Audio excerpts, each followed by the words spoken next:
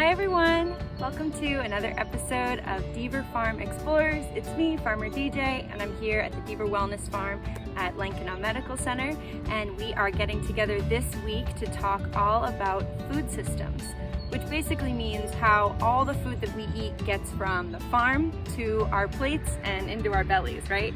So as always, the first thing we're gonna do is take a walk around the farm and look at all of the incredible things that are happening now that it is fully summertime. And then we'll get started on our lesson, talking about what makes up the different parts of the food system. We talked about how all food is traced back to soil, but now we're gonna find out all of the different steps that happen between the soil and our plate. So let's head on into the farm and check on some of our plant friends.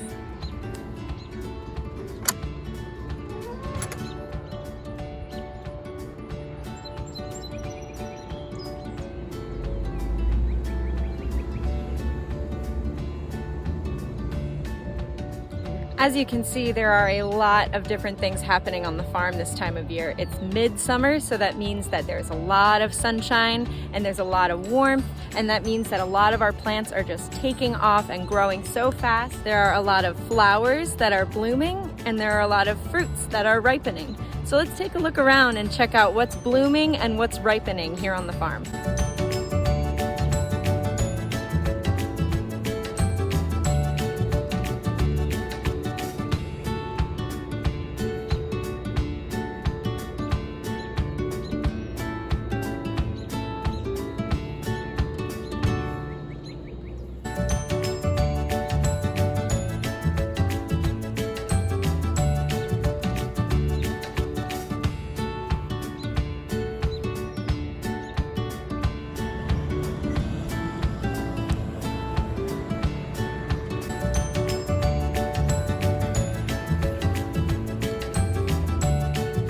One of the most exciting blooms on the farm this time of year are the blooms on our herb plants. So here we have some anise hyssop, we also have some catmint, and over here we have some bee balm. And I think you can already see why we call it bee balm.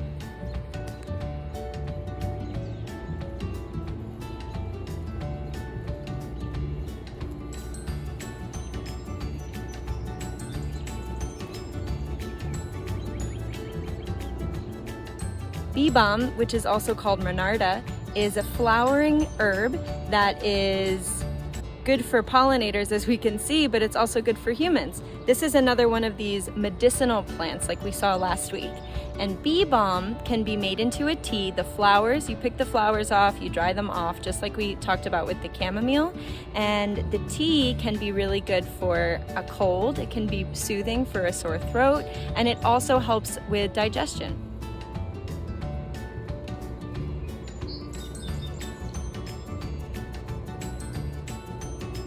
Even though we know these flowers are obviously really nice to look at, right? They're beautiful, they have all these bright colors. They're also really important to the farm because they attract pollinators. So we've talked about that a little bit before, but in 2 weeks, we're gonna have a lesson all about the ecosystem of the farm and how we use flowers and other plants to attract beneficial insects and create our very own little ecosystem here on the farm. So stay tuned for that episode. We learn all about pollinators.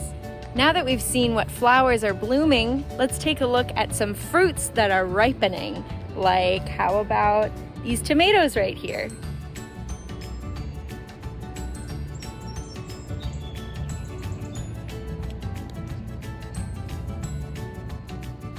So we've talked about the process of pollination, right? So that's when a plant produces a flower, the flower blooms, it attracts an insect friend, it gets pollinated, and because of that pollination, the flower turns into a fruit, right? So after the fruit grows on that plant, something else might start happening to it. And if we look a little bit closer at these tomatoes, we can take a guess at what's starting to happen.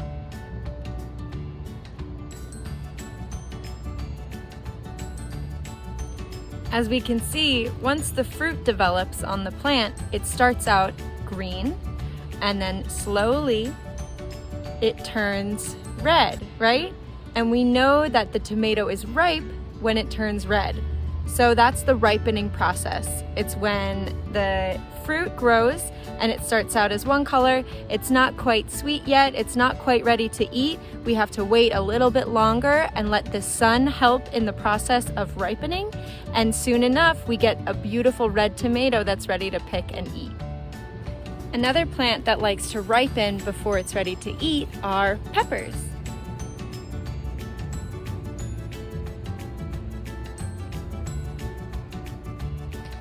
Now, even though that there are some peppers that we do eat when they're green, like this green bell pepper right here, we know that the ripening process will help that fruit get a little bit sweeter. So if we think about a red pepper, if you've ever had a red bell pepper, they're definitely sweeter than the green ones, right? So a green bell pepper is just an unripe bell pepper, and the red one is the ripe one, so that's why it's a little bit sweeter. Speaking of peppers, here's another pepper plant that ripens a little bit differently, and this is one of my favorite plants to grow on the farm.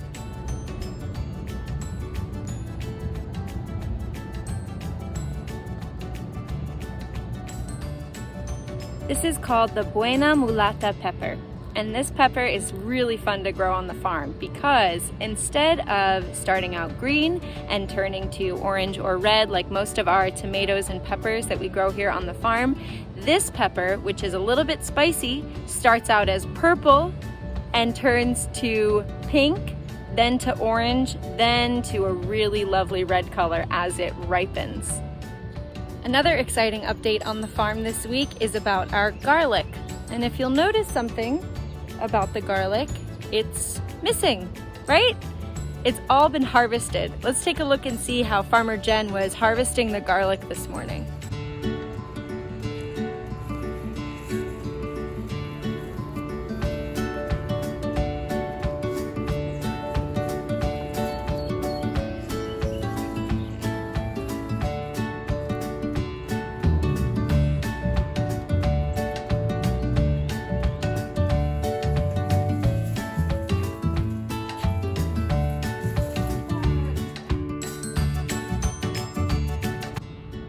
The garlic harvest is a very exciting time of year at the farm. It's also a great example of the first step in our food systems journey, which is the harvesting or the production of our food. Other steps in this process that we're going to look at today are distribution, processing, marketing, purchasing, preparation and consumption, and waste. Because we like to look at our food system as a cycle, so as a continuous circle, and because we know now that waste can also mean compost, which is a way of recycling, we can see that the end of this food system cycle can also be the beginning. So the waste part of the cycle can also lead to composting, which feeds the production part or the farming part of the cycle. So let's look at the different ways that each of these components operate in the way that we know them, and let's see how we can go through the whole food system and come right back to the beginning here at the farm. So the very first step in the food system is what we would call production. But to us as farmers, that means harvest. So let's go through a harvest day here on the farm and see how we get these plants, the edible plants that we grow, out of the ground, washed and ready to be eaten by our community here.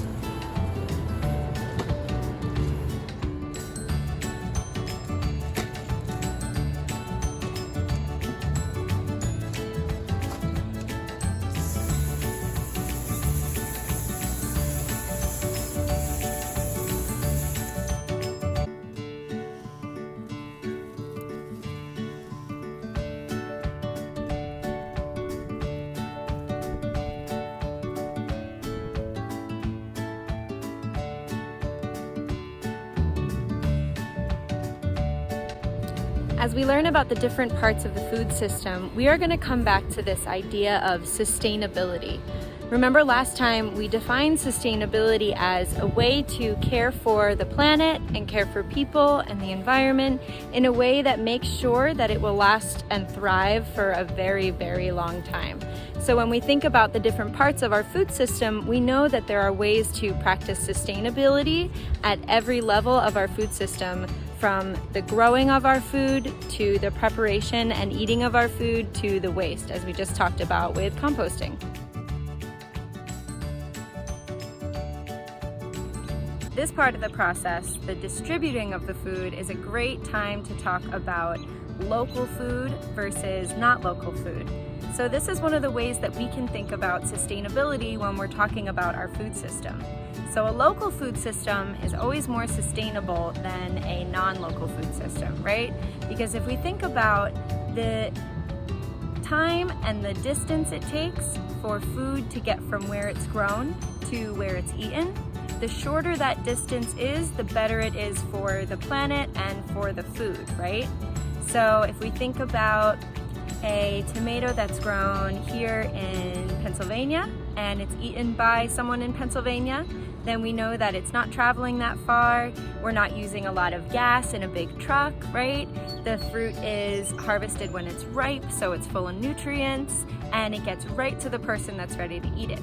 But if we think about a tomato that's grown all the way in California and it has to get all the way to Pennsylvania for someone to eat, that's a lot of those natural resources that we talked about last time. So the gas, the energy, everything it takes to get that tomato all the way from California to Pennsylvania makes that exchange a little bit less sustainable. So it's a little bit harder on the environment. So the distribution process in our food system can look really different depending on where the food is going, right? So our distribution process here at the farm is really simple and close and pretty sustainable, because all of the food that we grow is going to people right here in our neighborhood, thanks to some of our partners that come and pick up the food when it's harvested, and they bring it right to the homes of folks in our neighborhood who really need access to that fresh food here in West Philadelphia. So this distribution process is basically the process of picking up the food from where it's grown and bringing it to where it's going to be either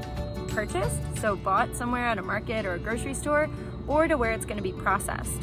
So one of the possible next steps in our food system would be processing. The processing part of our food system is the part where a fresh food, like a fruit or a vegetable, is made into another kind of food product. So we can think about strawberries being made into strawberry jam. We can think about tomatoes being made into tomato sauce. So that distribution process, sometimes it's us buying the food directly, the fresh food itself.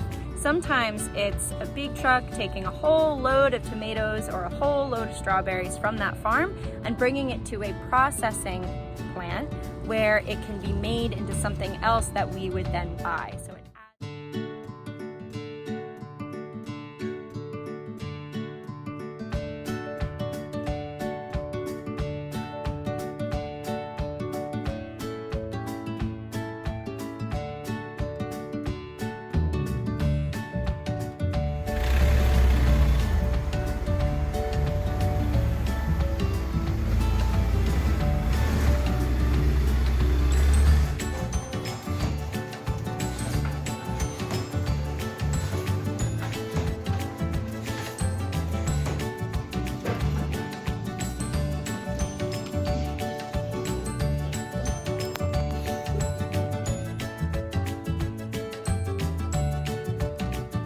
the next step in our food system would be marketing and purchasing. So this is when you go to the grocery store and you buy a fruit or a vegetable or one of those prepared or processed products, right? This can also mean going to a farmer's market, and that would be one of the ways to participate in your local food system, right? If you can find a local farmer's market, usually they're only selling food that was grown local to that area. So here in Philadelphia, we have a lot of really great farmers markets, and I thought it would be fun to see how some of our friends are shopping at the farmers market this week. Let's go check it out.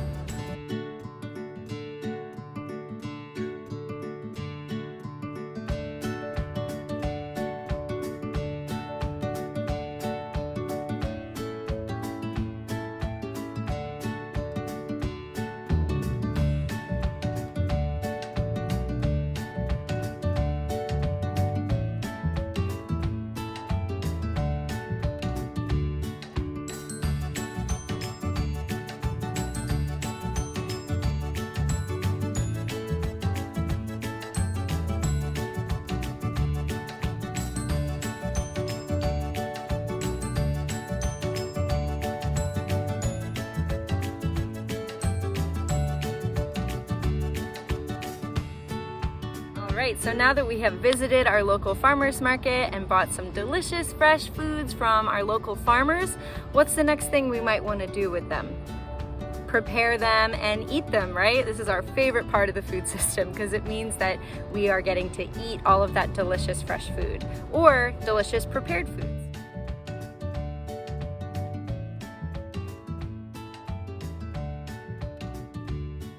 So the preparation part of the food system sometimes can mean going to your favorite restaurant, right? The preparation of the food takes place sometimes in a kitchen if we go out to eat or if we're picking up food from somewhere. Or it can also just mean preparing food, making a cool recipe in your kitchen with your friends and family. And the most important part of this process is the eating, right? This is how we participate in our food system every single day. Everyone that eats, which is everybody, is participating in their food system every day because we all eat food. So that's why it's important for us to learn about our food system, because we all eat food, and this is a very important part of that process, is the consumption of our food. One of the ways that we can practice sustainability in this part of our food system is something that we talked all about last week, right? Which is eating with the seasons. So every time you eat seasonally or you decide to make a seasonal recipe, you're using ingredients that are ripe or that are ready right now at this time in the year. You're practicing sustainability in this part of our food system. And it's something that everyone can do, no matter where you are, is finding foods that are ripe and ready to eat at that time of year and getting them locally from a local farmer and preparing them yourself, sharing it with your friends and family, and practicing sustainability at this stage of our food system. The very last step in our food system that we said is the end of the cycle, so it can also be the beginning, is our old friend, the compost, right? So this part of the food system is the waste part. So after all the other steps in our food system, the growing, the processing, distributing, purchasing, preparing, and eating, we're left with some waste, right? So if we turn that waste into compost, where is that compost going to want to go? Right back here on the farm, right? Which feeds the very first step of growing the food. So this is why we call it a food cycle. When it's a sustainable and healthy food cycle, it's constantly feeding back from the end to the beginning. And when it's not sustainable, it ends right at the waste step, and we never get to recycle those resources back into the growing of more food and producing of more food. So that's why we talk about sustainability when we talk about our food system.